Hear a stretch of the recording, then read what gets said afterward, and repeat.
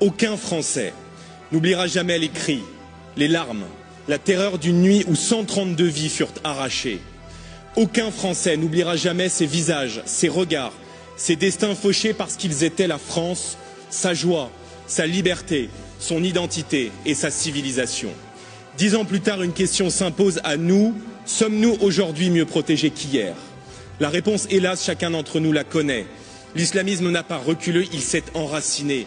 Il prospère dans nos quartiers, gangrène nos écoles, s'infiltre dans nos institutions et jusqu'ici même où il détient à l'extrême gauche des porte-paroles zélés.